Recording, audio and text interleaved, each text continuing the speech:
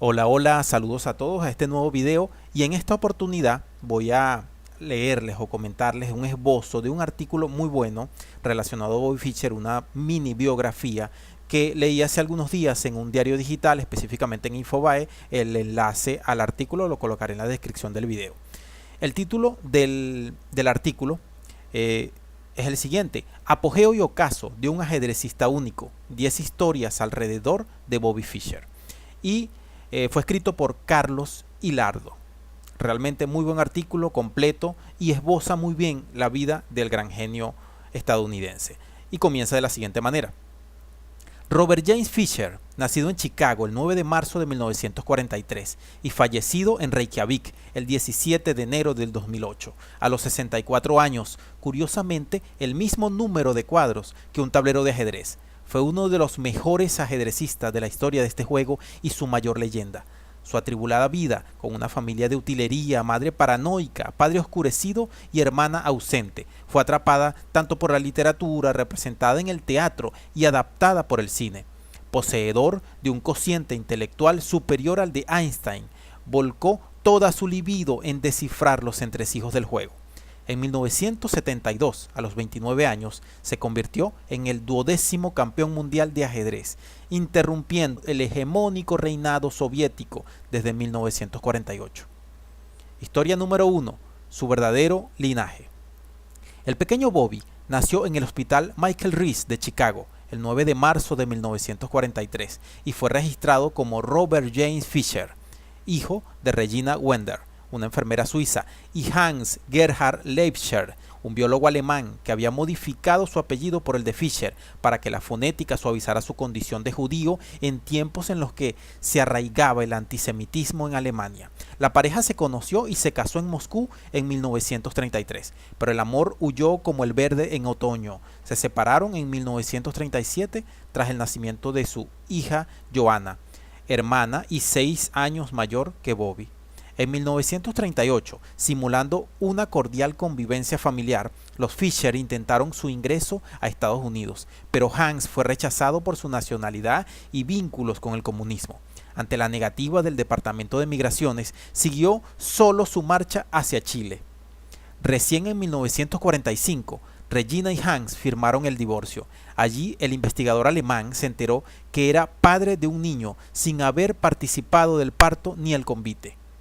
Con la desclasificación de los archivos secretos del FBI en 2000, se conoció que el padre biológico del pequeño Bobby fue un tal Paul Felix Nemenyi, un científico húngaro que trabajó en el proyecto Manhattan bajo las órdenes de Julius Oppenheimer y Hans Bethe en la fabricación de la primera bomba nuclear. Segunda historia. El ajedrez en sus años de infancia y el primer profesor. No fueron tiempos sencillos para la mamá de Bobby. Salir a la búsqueda del sustento para sus 2 hijos bajo su condición de madre soltera frente a la sociedad americana de los años 40 y 50 del siglo XX. Sus trabajos temporales de soldadora, remachadora, granjera, taquígrafa o maestra le quitaban el tiempo para la atención de sus hijos, que pasaban gran parte del día a solas. En 1949, los Fischer alquilaban una habitación en East 30 Street en Manhattan a cambio de $45 al mes. Ese año Bobby conoció el ajedrez por su hermana, quien le regaló para su 6º cumpleaños un juego de plástico de ajedrez por el valor de $1. El gran interés que el chico manifestó por el juego obligó a su mamá a ir a la búsqueda de un profesor que se ocupara de la atención del niño y acompañara sus progresos. En 1950, en un nuevo domicilio en Brooklyn, en la intersección de Union Street y Franklin Street, Regina Wender puso un aviso en el periódico del campus de la universidad local. El mismo decía: se busca niñera para colegial de 8 años, tardes y algunos fines de semana, a cambio de habitación con derecho a la cocina. Al tiempo, se presentó un joven estudiante de matemáticas que incluso sabía jugar al ajedrez.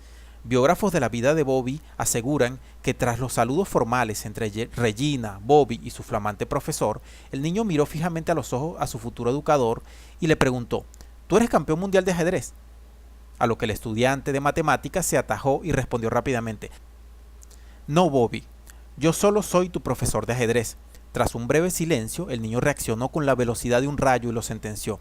¿Y cómo me vas a enseñar a ser campeón del mundo si tú no lo lograste? Así fue como el aspirante al cargo presentó su renuncia sin haber asumido. Tercera historia: la escuela y una compañía especial.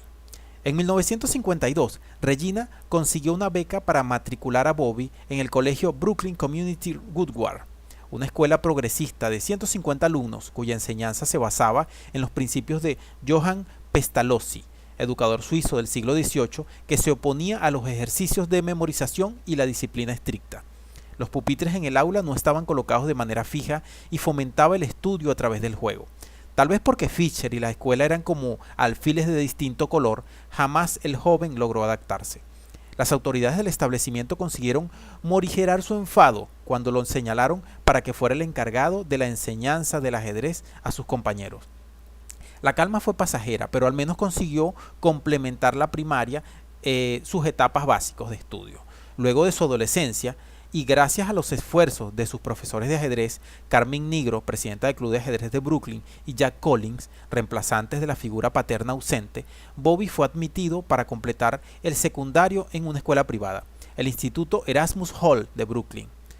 Para la formalización del ingreso, se le practicó el primero y único test de capacidad intelectual al que fue sometido Bobby en su vida.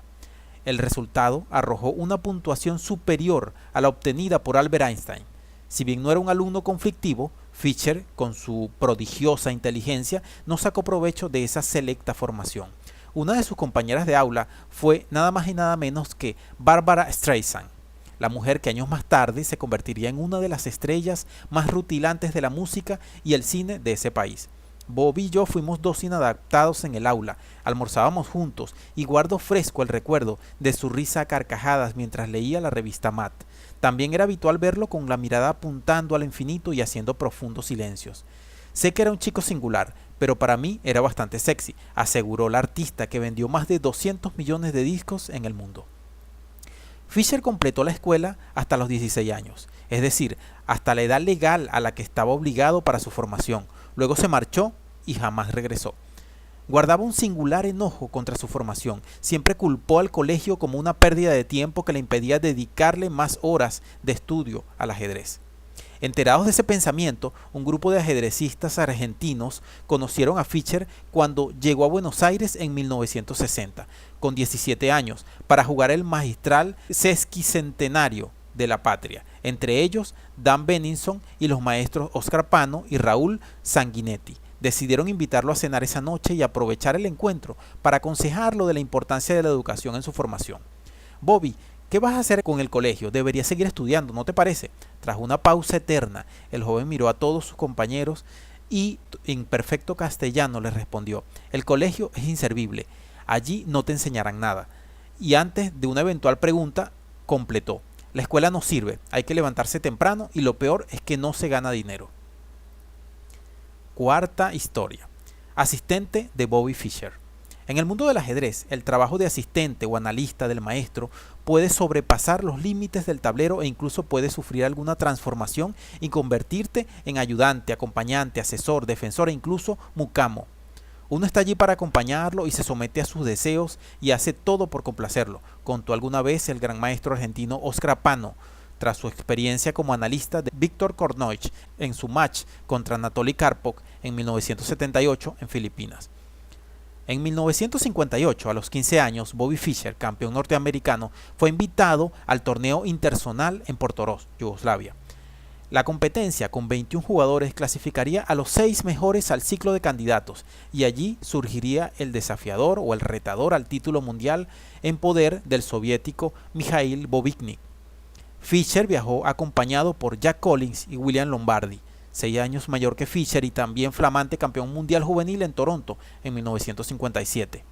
Bobby se lava los dientes todos los días, pero tiene algunos problemas para bañarse. Le transmitieron vía telefónica a Regina que quería tener un informe diario de su hijo.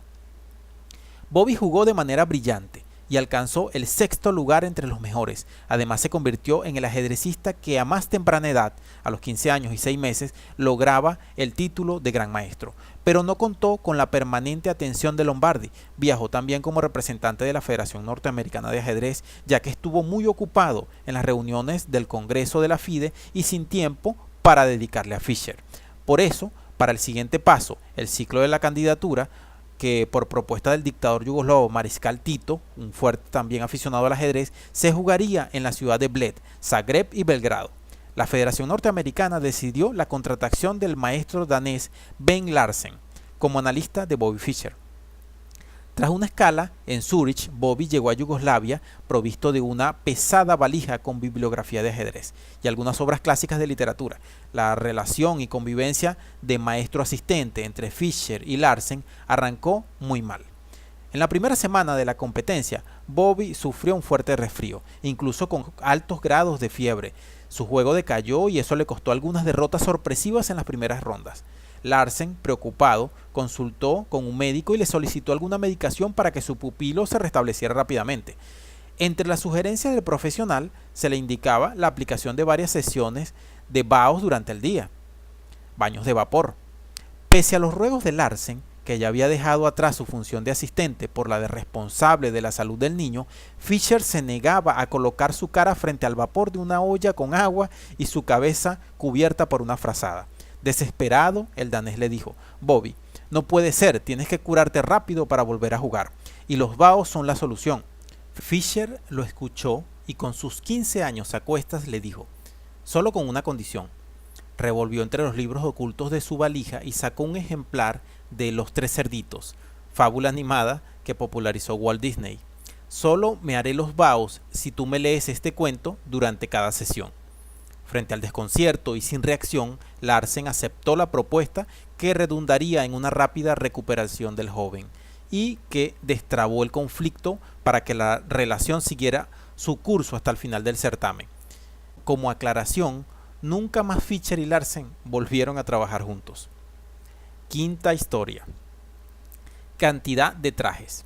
La juventud e inexperiencia de Bobby Fischer no eran solo los estigmas que lo diferenciaban con el resto de los grandes maestros, también golpeaba la vista la elección de su vestimenta. Es que mientras los ajedrecistas se preparaban a jugar con camisa y saco, incluso algunos de traje y corbata, el joven norteamericano concurría a los torneos con zapatillas, jeans, remeras arrugadas y cabello desaliñado.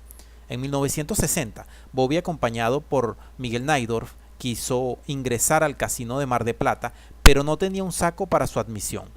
Najdorf, que le gustaba hacer ostentaciones exageradas de sus posesiones, le dijo: no hay problemas, Bobby, te presto uno, yo tengo 25 trajes. Fischer se quedó asombrado de que alguien pudiera tener un vestuario tan amplio. Cuando tiempo después Bobby cultivó su autoestima y disfrutaba de ser el mejor y más popular entre sus colegas, utilizó parte del dinero de los premios en la compra de trajes de buena calidad. A fines de los 60, Fischer y Najdorf se reencontraron en un aeropuerto. Sin tiempo para los saludos, Bobby le preguntó a don Miguel si aún contaba con 25 trajes. Najdorf, que ni recordaba la escena del casino, le respondió sin titubeo: por supuesto. A lo que Fischer comenzó a reírse a carcajadas y a los gritos le dijo: acá también te superé, Miguelito, yo ya tengo 26. Sexta historia. El sello de goma. Aseguran varios maestros que en los años 60, durante las competencias en el exterior, el gran maestro Miguel Najdorf acostumbraba a comprar varias postales del país visitante y solía enviárselas a sus amigos. Pero si compartía el hotel con Bobby, lo llamaba a su habitación y le solicitaba un autógrafo de regalo para cada postal. Eso era algo que lo fastidiaba mucho a Fischer. El mal humor fue en ascenso con cada encuentro, hasta que un día enfrentó a Najdorf y le dijo: ok, solo 2 más esta vez. Si deseas más, cada firma tendrá un costo de $1. Cuando Fischer estuvo en Argentina en 1970 para jugar el magistral en el Teatro de San Martín y al año siguiente en el mismo teatro para disputar la final de la candidatura con Petrosian, el público a raudales lo aguardaba al final de cada juego para pedirle un autógrafo. En aquellos tiempos, el periodista y locutor Antonio Carrizo, un gran aficionado al ajedrez que además fue presidente de la Federación Argentina de Ajedrez, en una charla con Fischer descubrió el fastidio del ajedrecista por tener que estampar su firma en cualquier papel o libro que el público le acercara. Con un guiño cómplice al resto de los asistentes a la conversación, Carrizo, conteniendo la risa y con voz entrecortada, le dijo: «Sí es cierto, se trata de un gran problema. Tal vez lo mejor sería que te hagas un sello de goma con tu nombre, Bobby, y así evitarías todo tipo de dedicatorias». Fischer se quedó pensativo y no emitió respuesta. El grupo de amigos que lo acompañaba a Carrizo contuvo las risas por aquella broma y también guardó silencio. Pero algunas semanas después, Carrizo visitó el Teatro San Martín, cuando ya habían concluido todas las partidas de la jornada. A paso lento por el teatro se topó con un gran número de personas que aún permanecía en el escenario en una de las grandes salas. Siguió atentamente lo que allí sucedía. Es que entre gritos, saludos y agradecimientos, el popular periodista podía escuchar dos golpes secos, clac, clac, que sobresalían de aquel bullicio. Grande fue su sorpresa cuando descubrió que el que provocaba todo ese escándalo era Fischer con su flamante sello de goma y una almohadilla. Cuando Bobby reconoció al locutor, soltó un grito eufórico: «¡Esto es fantástico!», y siguió golpeando con fuerza su sello y regalando su peculiar autógrafo. Séptima historia: el perseguido. Para entender esta historia hay que conocer al personaje. Bobby Fischer, desde el mismo momento que decidió dedicar su vida por completo al ajedrez, desconfió de los ajedrecistas soviéticos, los acusaba que en las competencias guardaban sus fuerzas entre ellos para después jugar a pleno frente a él o los ocasionales candidatos a disputar la vanguardia, y en particular con el servicio de inteligencia de la Unión Soviética, conocido como la KGB. Por ello, se quitó las amalgamas de su dentadura por temor a que le hubieran ocultado un diminuto transmisor. Tampoco consumía medicación alguna, e incluso se supo por comentarios que Fischer guardaba a manos en sus bolsillos un brebaje para inocular algún tipo de veneno que le dieran de manera descuidada. Sus manías también se trasladaban con sus salidas a los restaurantes y confiterías, ya que siempre necesitaba ubicarse en alguna mesa desde donde pudiera visualizar la entrada del público al local. Una noche, en 1970, tras disputar su partida en el Magistral de Buenos Aires, Bobby Fischer invitó a cenar a dos jóvenes argentinos que en el certamen actuaban de fiscales, es decir, eran los encargados de ayudar a los árbitros a la reproducción de las partidas en los boletines informativos y en el acondicionamiento de la sala de juego. Fischer cenó con Daniel Green y Andrés Alisiewicz en el restaurante Arturito de la avenida Corrientes al 1100. Obviamente que toda la conversación fue en torno al ajedrez y Fischer mantuvo durante la cena su tablero plegable de viaje sobre la mesa, analizando una y otra vez los movimientos de su última partida. Tras el encuentro, los comensales emprendieron el regreso a bordo de un mismo taxi. Fischer debía ser el primero en bajarse, dado que estaba alojado en un hotel de la calle Sarmiento. Cuando el taxista tomó la calle Cerrito y siguió de largo sin doblar en Sarmiento, nadie advirtió que el semblante de Fischer se había transformado. En el primer semáforo que se detuvo el auto, sin mediar palabra, Bobby abrió la puerta trasera del taxi y salió corriendo de manera alocada por la noche porteña. Sus acompañantes quedaron anonadados ante tamaña escena. Evidentemente, había desconfiado de la actitud del chofer y cambió repentino de rumbo, por lo que emprendió esa cinematográfica huida. Pero fue más extraño aún cuando al día siguiente, en la sala de juego, Green y Alisiewicz esperaban ansiosamente la llegada de Fischer y escuchar de su voz lo que verdaderamente le había pasado. Sin embargo, como todas las tardes, Bobby ingresó al salón momentos antes del juego, apenas hizo un gesto mínimo de saludo hacia sus amigos fiscales y se sentó a jugar sin más palabras. Jamás le contó a nadie lo que había sucedido la noche anterior en Buenos Aires. Octava historia: Napoleón. Entre el 9 de noviembre y 12 de diciembre de 1970, Bobby Fischer participó en el torneo internacional de Palma de Mallorca, capital de la isla, que junto a Menorca, Ibiza, Formentera y Cabrera componen el archipiélago balear sobre el Mediterráneo.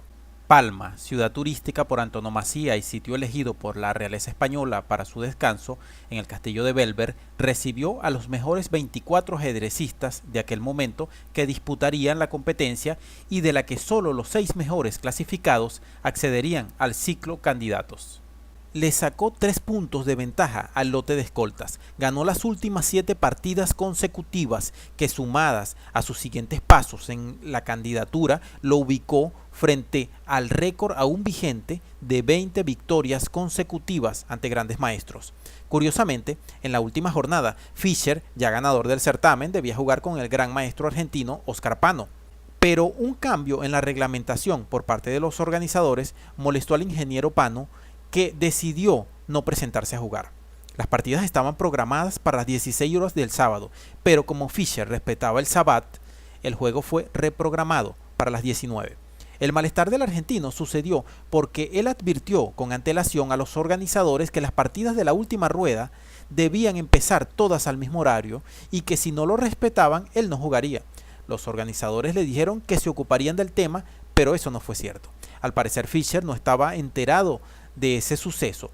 Por eso, cuando llegó a la sala a las 19 y advirtió que no estaba su rival, enseguida comprendió que no había partida.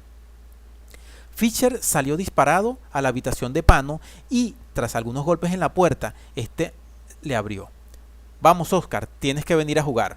Pano le agradeció el gesto, pero le explicó por qué no lo haría y solo lo acompañó hasta la mesa de juego para firmar la planilla y decretar su abandono sin haber ejecutado movimiento alguno. «Pero no, Oscar, ¿cómo no vamos a jugar?», le suplicó Fischer y agregó: «¿Qué otra cosa podemos hacer en Mallorca que no sea jugar al ajedrez?». Pano, sorprendido, le dijo: «Bobby, hay muchas otras cosas que se pueden hacer y vos tendrías que ocuparte de conocer y de informarte más». Fischer lo contemplaba con respeto y en silencio, y el maestro argentino siguió en su arenga y se atrevió a sugerirle: «Un muchacho como vos no puede ser que no sepa quién fue Napoleón». Bobby abrió los ojos como un niño en un zoológico, se frotó sus dedos sobre la frente como intentando hacer memoria y tras una pausa le respondió: «Napoleón, Napoleón, yo nunca jugué con él. ¿Qué torneos ha ganado?». Novena historia: La dama en el bolsillo. Esta historia real solo tiene de incierto su lugar de origen. Muchos aseguran haber sido testigos y que la misma ocurrió en 1971. Semanas después de que Fischer le presentara al ministro de Acción Social de la Nación, Francisco Manrique, una carta de intención para ser ciudadano argentino, a cambio el genial ajedrecista solicitaba una casa, sus comidas pagas y $1000 mensuales. Durante 90 días el ex campeón mundial aguardó una respuesta que nunca recibió. La nota quedó guardada en algún rincón en el corazón del olvido. Mientras tanto, para hacer menos tensa la espera, Fischer eligió recorrer el país y visitar distintos clubes en el interior. A cambio de $100 por sesión, Fischer promocionaba el ajedrez con exhibiciones simultáneas con única condición de que sus rivales reprodujeran por escrito las partidas. Él creía que los jugadores principiantes realizaban a veces buenos movimientos y tal vez, si él los analizaba con mayor detenimiento, podría perfeccionarlos. Una tarde, en un punto de la Argentina, Bobby se presentó a jugar una partida de simultánea ante 20 ajedrecistas. Algunos eran aprendices, pero había también expertos. Lo que no se imaginó es que entre ellos había un tramposo. Tras algo más de media hora, Fischer, que llevaba las piezas blancas en cada tablero, tenía una importante ventaja en la mayoría de las partidas. En una de ellas había maniatado a su rival e incluso estaba a punto de vencerlo. En su última rueda, el maestro ejecuta el movimiento y continúa con su siguiente rival hasta completar la hilera y recién entonces regresa sobre sus pasos y vuelve a comenzar desde la primera. Fischer le había comido la dama a uno de sus rivales, tomó la reina negra y la posó sobre un costado de la mesa, fuera del tablero, y siguió con su marcha. Pero cuando completó los 20 tableros y regresó a la mesa de su agonizante rival, Fischer advirtió que algo extraño había sucedido con la posición de las piezas y ahora su enroque era el que estaba en peligro. Tras unos instantes, Fischer descubrió la celada. Su rival había vuelto a colocar la dama, que Bobby le había capturado en la vuelta previa, y ahora la reina se ubicaba en una casilla amenazante contra la defensa de Fischer. Con cara de póker, Fischer encontró la justa respuesta y siguió su curso, no sin antes soltar una risa burlona hacia el cielo. La exhibición siguió su curso y el genial ajedrecista fue reduciendo el número de competidores con victorias fulminantes y haciendo más rápido cada giro sobre los tableros que aún sobrevivían. Después de varias vueltas volvió a estar cara a cara con el rival que había pretendido engañarlo. Bobby meditó más tiempo de lo habitual hasta que encontró la jugada con la que le ganaría la dama nuevamente. Sería la segunda vez que pasaría en la partida, algo inédito. Tras la respuesta de su adversario, Fischer movió sus manos con rapidez y capturó la pieza más importante de su contendiente. Le capturó la dama.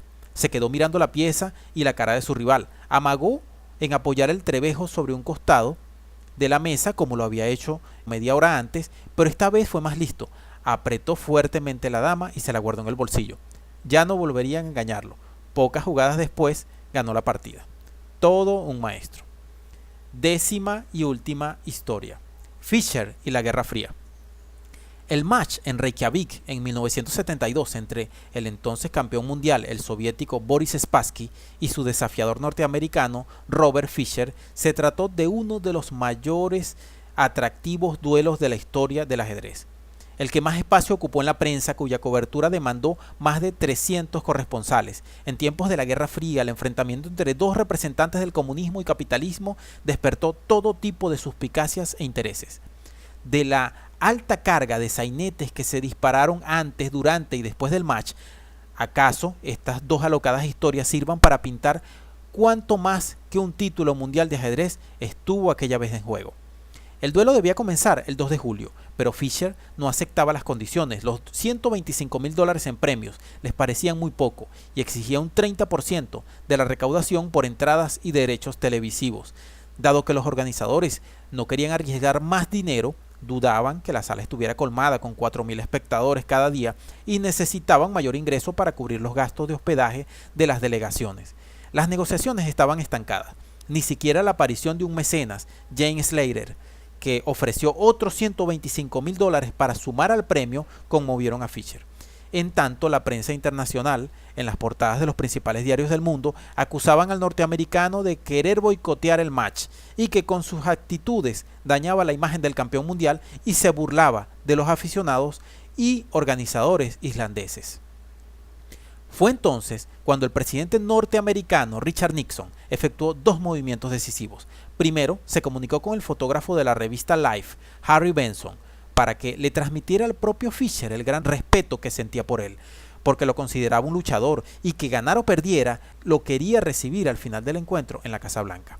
También llamó al secretario de Estado Henry Kissinger y solo le dijo: por favor, resuelve esto. Fue entonces cuando el encargado de la política internacional de Estados Unidos entabló el siguiente diálogo con Bobby Fischer, que fue llevado incluso hasta el cine. El peor jugador de ajedrez del mundo llamando al mejor jugador del mundo. Bobby, veríamos con gran agrado que viaje usted a Islandia y venza a los rusos en su propio juego. El gobierno de los Estados Unidos les desea lo mejor y yo también. Fischer solo respondió: iré a jugar sin importar lo que me suceda. Tomó el primer vuelo con destino a Islandia y el 11 de julio se disputó la primera partida.